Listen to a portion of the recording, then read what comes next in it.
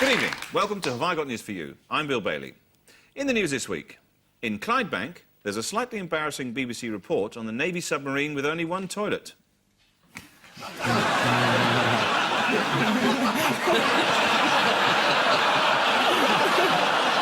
In London, an amazing new car is unveiled that can be driven by any of the 4 passengers.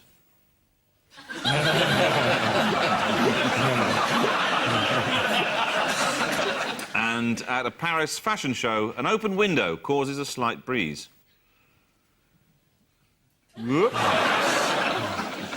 She's fine. Hey, I'm fine.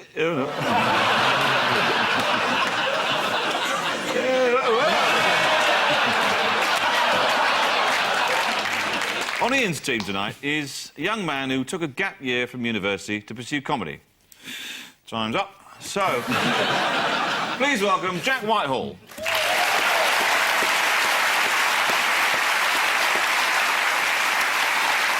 And with Paul tonight is a satirist who has never touched drugs because he doesn't want to be out of control mentally. It's all right, I wouldn't drive a tractor, though. Please welcome Armando Iannucci.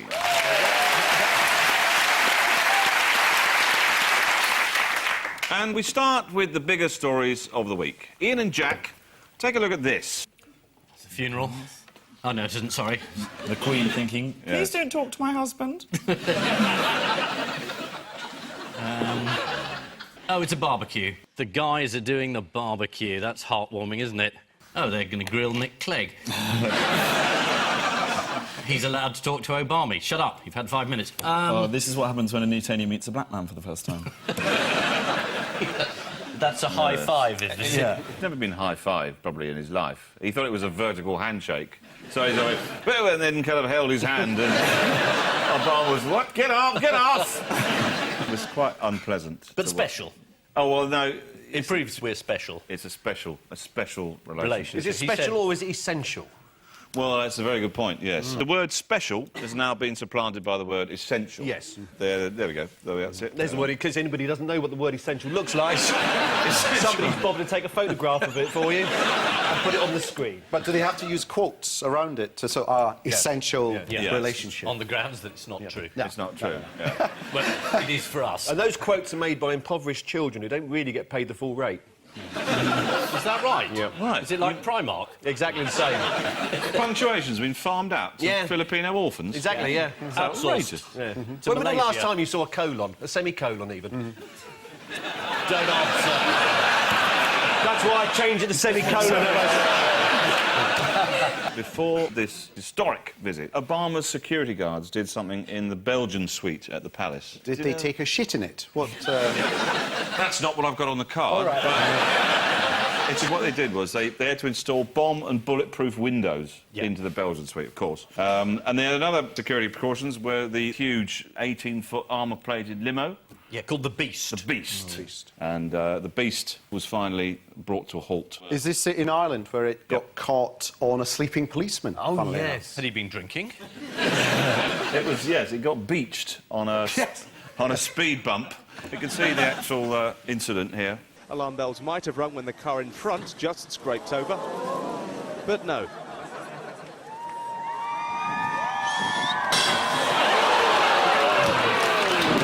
Oh dear, 18 feet long and 8 tons in weight it may be. A modest ramp at the gate of the US Embassy left it stranded. You'd think the police, having spent billions of pounds in security, would have thought, does this vehicle go over a speed bump? No. He was going back to his roots, though. Yes, so he mustn't be too mean. That's right. Now, where was he going? Do you know? It's the little town of Obama, where the Obamas come from. The Americans would believe that. He was a great, I don't know, great uncle of my grandfather. And it was a little village called Moneygall in a place called County Offaly, which is, I'm sure, nicer than it sounds. We've got a picture of it here, I think. Actually, maybe not. And what was Barack Obama only the 3rd American president to receive at the start of his visit? A DVD of Downton Abbey. Is a historic gift now. Yes. It's one of those sort of typical pomp and circumstance things. That The freedom of the... A pat-down? A pat-down? A pat-down A at the what? airport. A royal just to check that he's pat-down? not carrying anything illegal. Because people have been getting quite complacent now that Osama bin Laden's died. They've thought, well, I'm going to start taking liquids back on now because he's gone. So, War on Terror 1, back to the war on dry skin. Yeah. Was it an I Killed Bin Laden T-shirt? My husband went to London and all he came back with was a special relationship. It's a 41-gun salute. Oh, right, yes. That's what he received. It's a traditional thing, but it's a misprint from the Queen Mother's days. Used to be a 41 gin salute. What, fired into a mouth?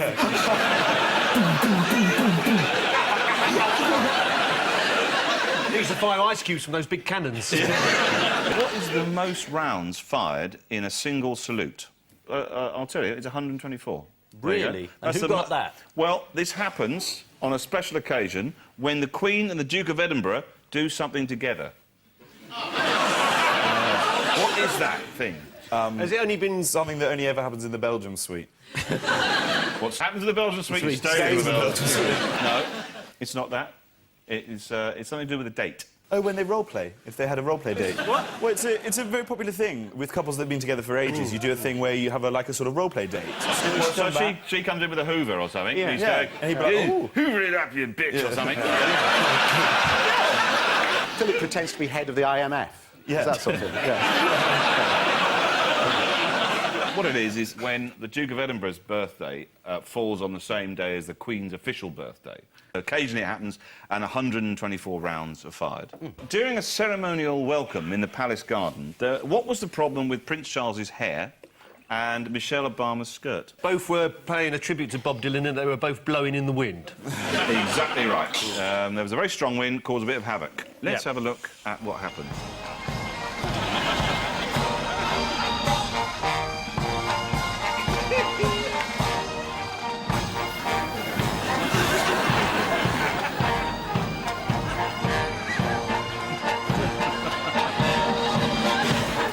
I could watch that clip on a continuous loop. Mother Nature has made them look silly there, hasn't it? Yes.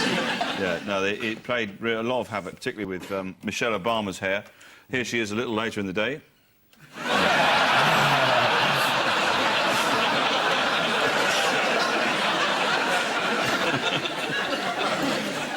This is Don King standing behind me.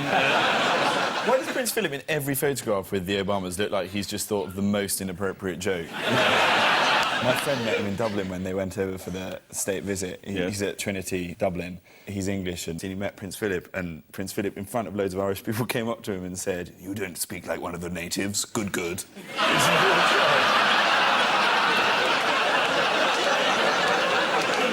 saw him, he was talking about the time when he met Sir Peter Scott, when they were founding the Wildfowl and Wetland Trust. And he said, yes, we founded the Wildfowl Trust over a lunch. Duck, I think it was.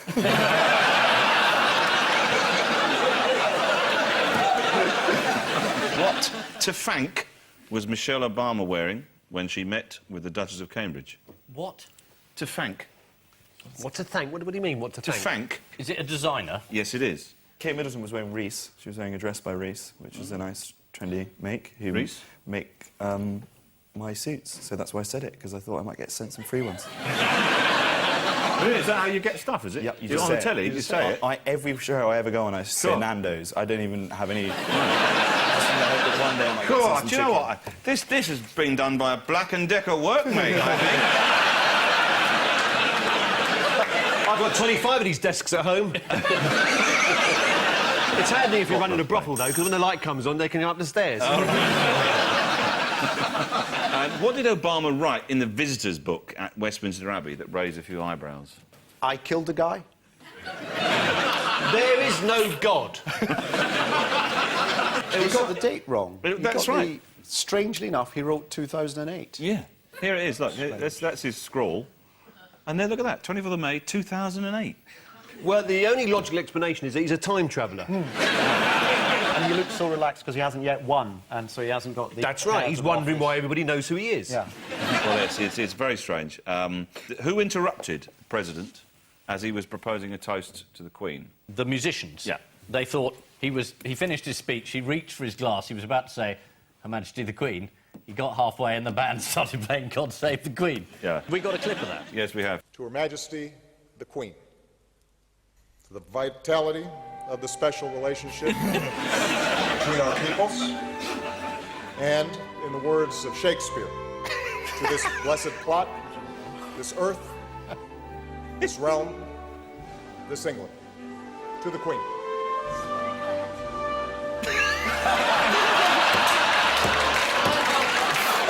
She's looked at him and said, "You've ruined my tune." I like this one. Under her breath, not yet! And to symbolise the common bond between Britain and America, what did David Cameron and President Obama choose as a photo opportunity? Barbecue. Barbecue, yes. And the BBC News broke this in a very exciting way. Obama's state visit, British sausages and beef burgers on the menu! What I loved about the barbecues, it was like Obama and Cameron, like, sleeves rolled up. They were there, the men cooking the meat, and you knew that Clegg was on salad duty somewhere. Desperate to get onto the go. No, just do one sausage. Those buns won't cut themselves. Actually, they thought he was doing the onions, and then they realised he was just crying. In fact, can we just see it? Let's have a look at the barbecue. This is just... it's not staged in any way. Look, perfectly normal. Two men in white shirts and ties. With tongs. It's just, as you say, yeah. Nick Clegg is being roasted. Oh, yes. You see the salad? The women do the salad. Yeah. No, that's what girls do at a barbecue. Do the salad. Clegg's underneath the table, though, cutting up cucumber. Oh, there's a scandal. Yeah. Underneath the table with a cucumber. The adult version of Cluedo. Yeah, underneath the table with a cucumber while being watched by the butler through a long telescope. Yeah, in the Belgian suite with a gimp mask. Yeah. You know quite a bit about this Belgian suite. Oh, I know. In fact, you spoke of nothing else. What would you think was the worst headline you could come up with to describe that scene? The worst... I mean, the newspaper, the Metro, came up with it, but it is the worst headline. Imagine trying to... Grilling, something to do with grilling? Grilling. Oh, barbecue. Something like that. Barbecue, that's good. That's good. That's not barbecue. Yeah, it's good. I like that, actually. Oh, barbecue. That would It's worse than that. When the President of the United States met the Prime Minister. But that's just dreadful. It's awful, isn't it? It doesn't make any sense. You put mince on a barbecue. Why would you put mince? It just all fall through onto the coal. Steaks are united when they're a cow, but when they're not a cow, they're not united. They're not united. No. It doesn't make sense on any level. No. How would this play in the Belgian suite, I wonder? Poor old Nick Clegg. He didn't quite get to meet Obama. No. It was a terrible shame for him.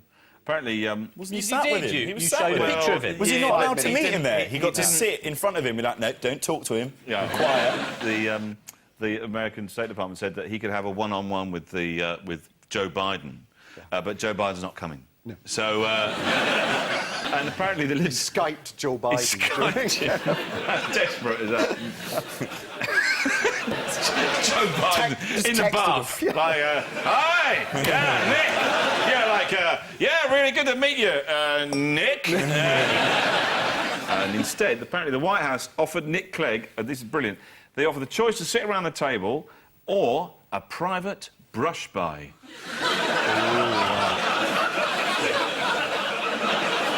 Is that in that special room? In the special...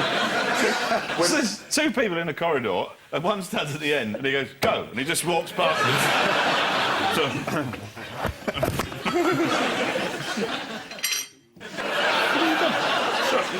There's a lot of crockery down there. Is that for the crockery round coming out? That's for the crockery round, yeah. Okay. Nick Clegg comes in later and cleans up for us. Well, you're right. This is the visit of Barack Obama. The President and Prime Minister hosted a barbecue in the garden of Number 10. They had to lay on extra security, partly because of threats, mainly to stop Eric Pickles coming back for seconds. The President's £189,000 car is nicknamed the Beast, presumably after the head of the IMF.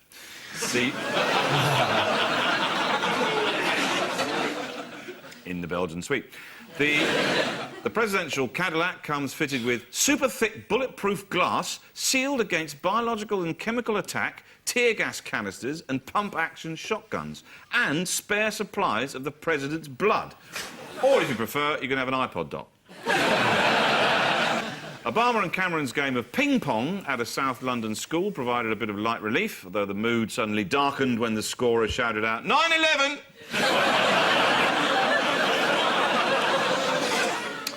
Paul and Armando, here's yours. Yes. We don't know who that is. Do we legally know who that is? Who is it? Is it Gordon Ramsay's dad? Is it an actor? Oh, it's Ryan Giggs. Yes, it's Ryan Giggs. It's Ryan Giggs, yes. Basically, Ryan Giggs has spent an awful lot of money to ensure that he's become world famous for stuff other than football. Yeah. But people still might be sued for telling people that it was him, so... Yeah, well, that's right. The MP, John Hemming, yeah. He said that apparently 75,000 people named Ryan Giggs on Twitter. It's not possible to arrest them all. Well, I mean, it's worth a go, though, isn't it? Yeah. I mean, for charity. Yes. I completely agree, though, with sort of defending people's right to free speech, but one of the details was that Piers Morgan could have been prosecuted. That's true. And then you think, well, hang them all. Wait a minute. This is maybe not... Let's go ahead, let's find them all. Yeah? Start with him, and then maybe change the policy. Because I retweeted it as well. All right. Do you tweet? I do tweet. Right. I do a bit of tweeting. Yeah. You're a Twitterer. I tweet occasionally, yes, I tweet. I follow Armando. He's very good. You're quite an assiduous tweeter. I once went, during the election, when the Tories were trying to explain the big society, and I just couldn't get it, I found myself just, in a casual moment, tweeting, I want to start my own police force. And very soon, within 5 minutes, I had 1,000 followers who wanted to join me in my police force. And then we had an election to find out which part of the country to police, and for some reason it was Wigan. And then we had a vote as to, like, have a motto, and somebody said, yes, Wigan was the motto. And then we had to have laws. What laws are we allowed to arrest people for breaking? And in the space of an hour, we could arrest people for whistling made-up tunes, anyone who claps when a plane lands, looking confused in the cheese section of a supermarket, banging the top of a car as you drive away. Oh yeah, carrying dogs that are big enough to walk. All in the space of an hour. Well, at least it wasn't a waste of time. And the reason John Hemming, the MP who announced it in the House of Commons, he said that a columnist was about to be arrested for retweeting this, Giles Corran, but you weren't allowed to mention who that was, so someone would be arrested in this country for the first time and put in jail without you being allowed to know what they were in for or who they were. And I think at that point he thought, this is getting silly. So he blurted the name out. Hemming, he has got a bit of form in this particular area. According to his wife, he has had 26 affairs. He has a complicated personal life, and it's very controversial because he's a Lib Dem, and all of the people he's had affairs with are women.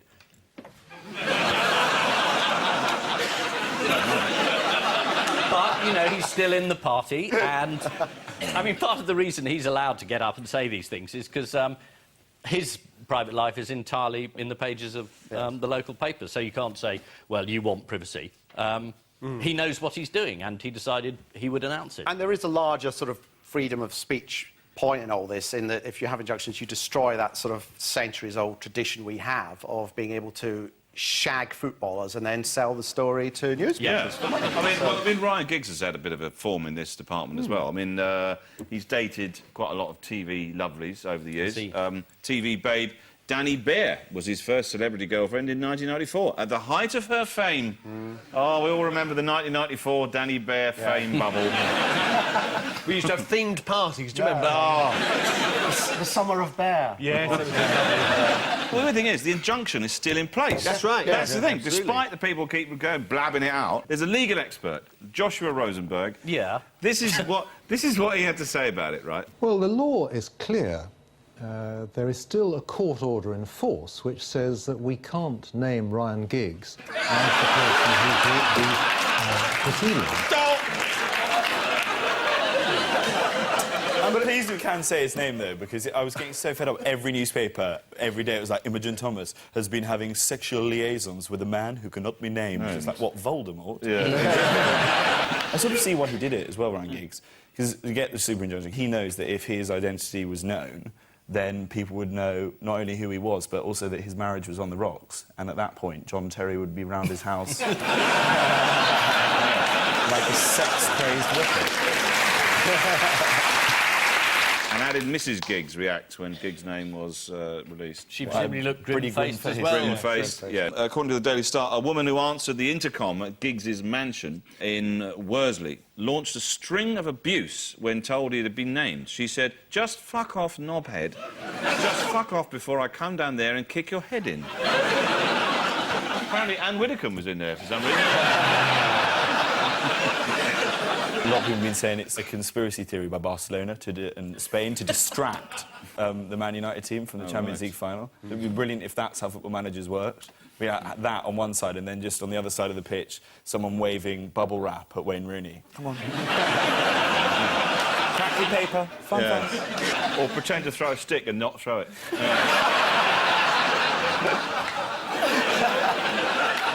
And during all this, what was Imogen Thomas doing? Well, she was showing how sad and upset she was by posing in Man United strip in other papers. That's right, yeah.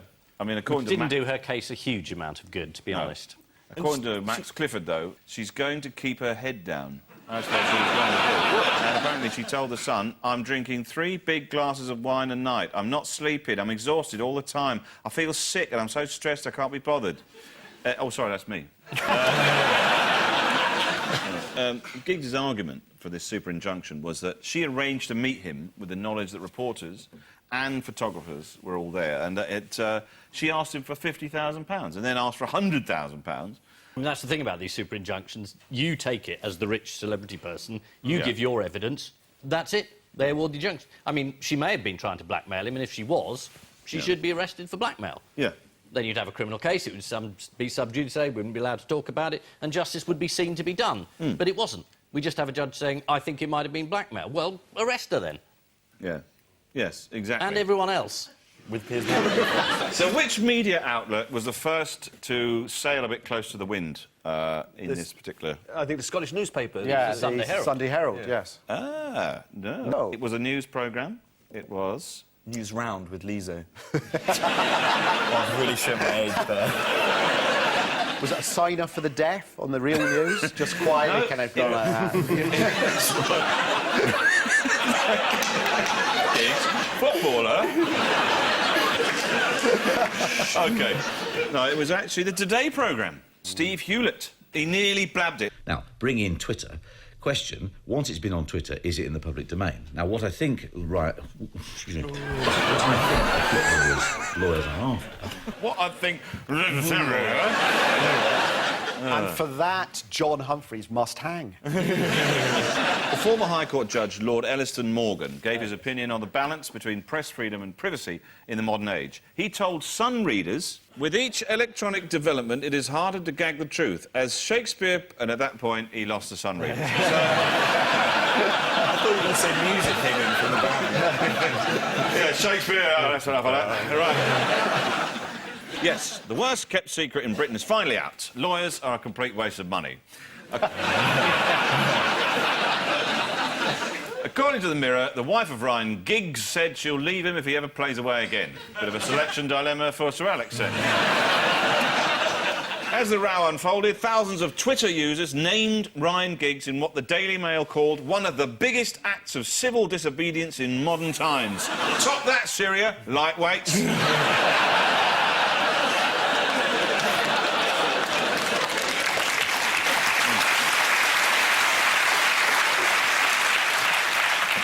With Britain's privacy laws in total disarray, Labour leader Ed Miliband could remain silent no longer and entered into the fray, thundering, "Parliament needs to look at this issue." Go, Ed. No, seriously, go. So...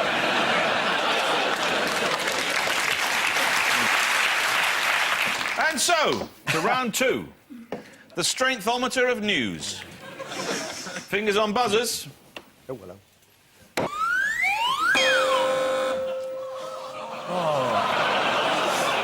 This is the Nazi Party, remember them? Before the Second World War, under Hitler, they believed they could teach dogs to talk. They could make spies of dogs. Yes. Dogs would just sort of, like, walk, you know, drop dogs into sort of, like, I don't know, the countryside of England in a hat and sort of a pipe, and just say, "Hi, I'm new in town. Is there any soldiers near here?" That sort of thing. And then the dog would go back and report to the to the Nazis and tell them exactly. And so they had proper experiments to see if they could train dogs to talk. Exactly right. And they found that if they did a Nazi salute and cocked its leg at the same time, it just fell over. They set up the Animal Speech School at Hanover. Now, Yes. I don't know how scary that is, though. A speaking dog, Well, I it's not don't the know, scariest thing. If a dog bites the arse out your trousers and then says, "For you, the war is over," then that's something that sticks with you. It stays with you. It affects your morale. What happened to you? I got arrested by a dog. The star pupil, apparently, was Rolf, the Airedale Terrier. Yeah. It doesn't look that scary, to be honest. No. And Rolf apparently would speak by tapping his paw against a board, and then he would, like, each number of taps would be the letter, and he would sort of spell out words. They're looking for a new host of Countdown. That's not really talking dog, though, is that? A dog pointing at random letters. Well, one of Rolf's contemporaries was Don, the German pointer. He did There's one! Very easy job in Berlin in 1934. And he apparently could imitate the human voice. He could say, "Hungry, give me cakes," in German. The German for "hungry, give me cakes" is "Hunger, gib mir Kuchen." That's Geordie. Give me Kuchen. And speak like that, you get sacked from American X Factor. Yeah, that's right. Sheriff Coolidge. A new book claims that, as a potential secret weapon, the Nazis tried to train dogs to talk. Hitler had 2 German shepherds called Blondie and Bella. And according to the Daily Mail, moments before committing suicide in his bunker, Hitler killed Blondie. Doesn't say what happened to Bella. Presumably each managed to talk a way out of it. He loved playing with Blondie and Bella in the park, but sadly, he only had one ball. Very good. OK, ready? Here we go. Strengthometer. Next one. Marmite, Daneland. Danish. Daneland, where the Danes live, has banned We've gone back Marmite. to the medieval period. Indeed. Denmark's banned Marmite because it's fortified with vitamins. It has things put in it, and for them that makes it a sort of unnatural, unhealthy food stuff, so it's been banned. And the only way you can get Marmite now is if you buy cocaine, they smuggle it into the middle of the cocaine, so you get rid of the cocaine and there's a real streak of Marmite running right through it. Exactly right. Apparently there's a Yorkshire-born graphic designer called Lindsay Jensen, who's based in Copenhagen, and she thought apparently there were more sinister forces afoot. She said, "They don't like it because it's foreign. If they want to take my Marmite off me, they'll have to wrench it from my cold, dead hands." We should ban Danish things. Yeah, exactly. Bacon, Lego. Cartoons of the Prophet Muhammad. Yes. And how has one British Marmite fan living in Denmark reacted to the news? Has he smeared himself in Marmite? Well, that's a good idea. Naked and run around outside in the snow? According to The Guardian, Colin Smith is reaching breaking point. He said, "What am I going to put on my toast now? I've got a bit in my cupboard, but it's not going to last long." And apparently, outraged expats in Denmark are threatening a campaign of civil disobedience. In the UK, Marmite fans have used Twitter to launch a tit-for-tat trade war with the bacon and the Lego. Have they actually done anything yet, though? No. No. No. They've just said, "I'm going to." Yeah, that's right. Well, that's the best thing about internet campaigns. It's like, you know, campaigns used to be about you had to get out and make a poster, a banner, and get out in the rain. Now you just go... click. There we go. This is the news that Marmite has been banned in Denmark. Marmite famously divides opinion. You either love it or hate it, just like Nick Clegg, except for the love bit. In 2002, Marmite brought out a special 100th anniversary jar. Didn't sell well, as most people already had a 100-year-old jar of Marmite in the back of the cupboard. Right. OK, here we go. Fingers on buzzers. This is a tiger. It was spotted by the police. Yes.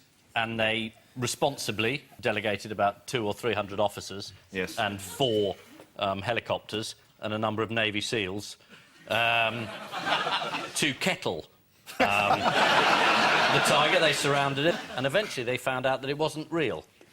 It's a stuffed tiger, so they felt a bit silly. Yeah.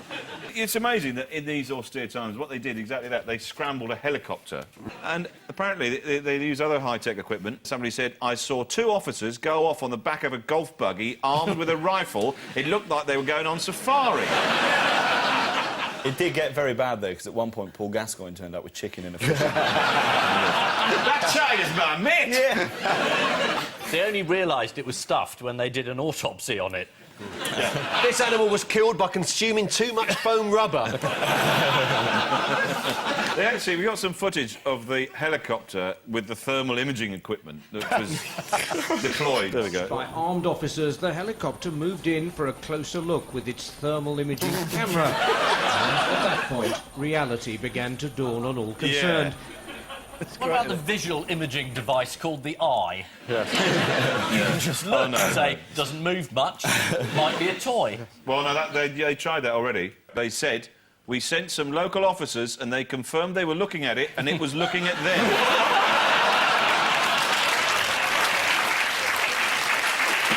The standoff. Yeah. Yeah. Do you know how they actually finally established it wasn't a real tiger? Did a 5-year-old girl come over and pick it up? Well, that would have been great, but what actually happened was that the helicopter with the thermal imaging equipment landed and the downdraft from the blades flipped it over.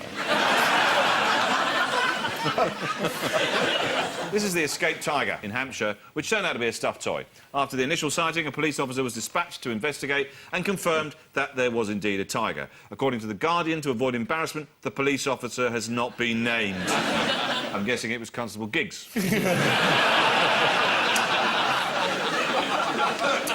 Time now for the odd one out round, and one between you this week. An electric car, Marcel Marceau, a microwavable curry from Tesco, and Beware the Funk is Everywhere by Africa Bambaataa.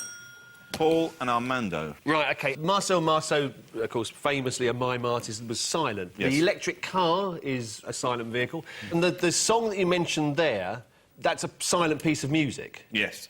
So we've got 3 things which are silent, and we've got the curry, which was from where? Tesco's. Tesco's curry. The Tesco's curry must make a noise. Does it make a noise? Yeah. Does it cluck? No, it doesn't do that, but you're right. You're absolutely right. Tesco's is the odd one out. Oh, right, good. Very well done. Yeah, they do.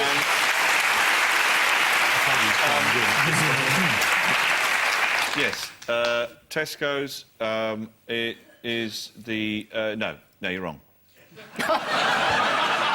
No, but for a moment I was right, and I shall live with that forever. Sorry, I was just toying with you there. Yeah. Yeah, no, Tesco's... I felt toyed with. Yeah, no, Tesco's... Yeah, it's Tesco's microwavable... Are you being sponsored by this company? I'm sorry. They get an awful lot of coverage in the last 20 seconds. I just changed my mind. No, yes, it is. Yeah, you're right. For the sake of balance, Tesco's is shit. It whistles. It doesn't Whistles? It whistles to let you know when it's ready. No. There we go. You see, this is special packaging. Yes. Which will start whistling to tell you your meal is ready. You might not hear it because the microwave will be beeping to tell you that your meal is ready. But your dog will hear it and he'll come up and say, "Your meal is ready!"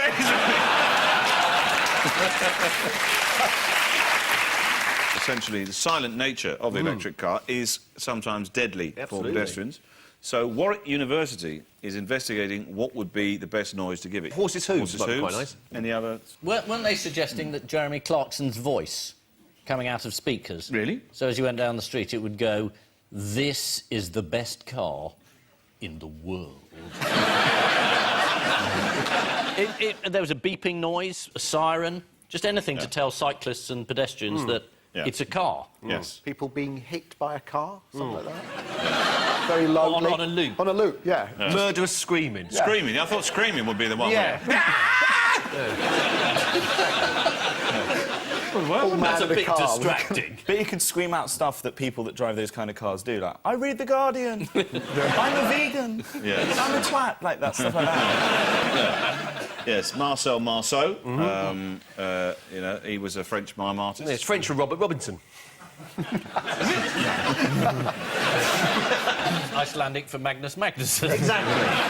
Africa Bambaataa, Beware the Funk is Everywhere. Yeah. It's from a 1986 hip-hop album, which is completely silent. Didn't Nicolas Cage Hang on, do this wait. rather before? What's that? Nicolas Cage, John Cage. John Cage. Oh, no, Nicolas Cage, the film actor. I wish he'd be silent in a lot of films. Your paddling into popular culture has led you down a very path here, sir. You pretend to know who these people are. I stand reprimanded. Yes, they're all silent apart from the microwave meal, which, from this week, will make a whistling noise. According to the Mail, electric cars should be given an artificial noise for safety purposes, although, to be fair, you can usually sense the presence of an electric car from the smugness of the driver. According to the Times, there's a long history of artificial sounds being added to things to make them more appealing. Digital cameras make the sound of a shutter closing to reassure users. Cash machines were to convince us that our money is on the way. And TV shows add laughter to jokes even when nothing funny has been said. People laughed after they heard the fake laugh. Yeah. That's a good thing to know. That's a postmodern... We should play that laugh all the time. Maybe that would be the noise on the car. Yes. Sort of sitcom laugh. Well, what was the last thing you heard as you were crossing the road? Well... And time now for the Missing Words round, which this week features, as its guest publication, Split Ends, the British Beard Club newsletter, which did recently lose one subscription from a man in a Abbottabad. On the plus side, it was a world exclusive for Burial at Sea magazine. And we start with, I'm Dave, I'm... what? Saying whatever I like now because I've got a black friend.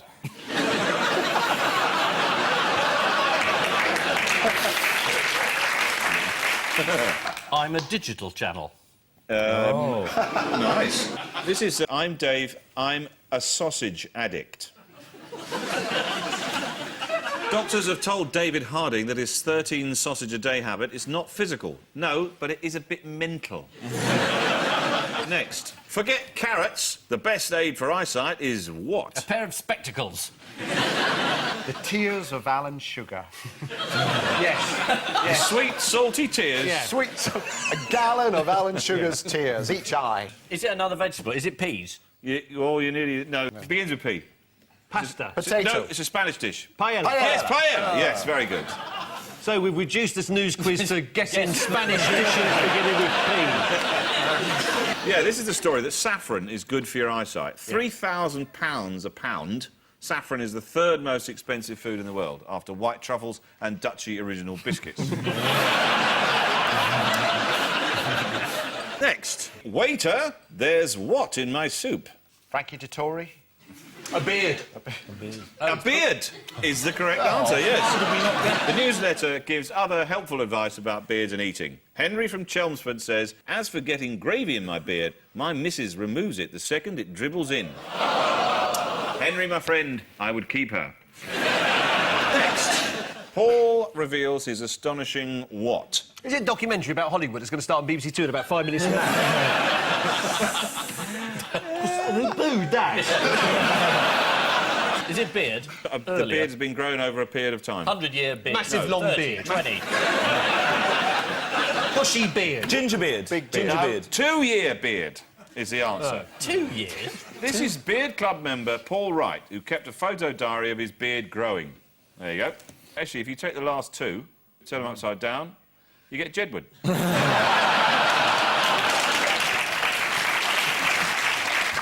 I was told recently that my beard looks like I used to have a beard that died, and now my chin is haunted by the ghost of that beard. Really?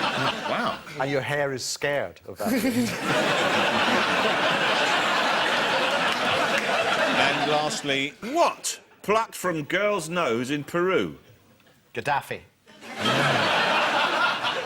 Girl's brain. The answer is new species. A new species of leech discovered living in a young girl's nose. According to the BBC website, it has just one single jaw, 8 very large teeth and extremely small genitalia. Likes to go for long walks, has a good sense of humour, no time wasting. The final scores are Ian and Jack have 3, Paul and Armando have 9.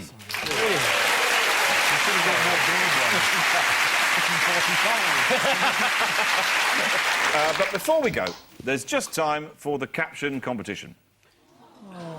The Jedward gene enters the reptile kingdom. The Hamiltons are doing pantomime in Aldershot. This is what a zoo would look like under AV.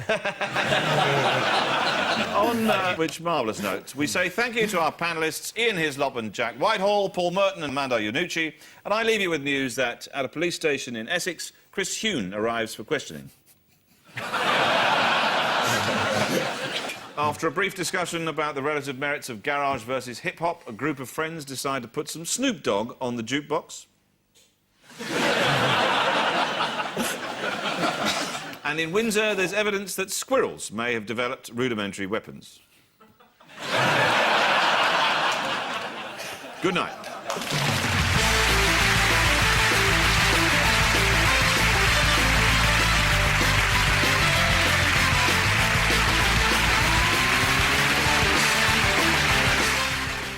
Goodness me, it's the letter G on QIXL in a moment. All the good bits and some unseen stuff. And then you'd think that people would be glad of a bank holiday. Not our grumpy bunch. In 45 minutes.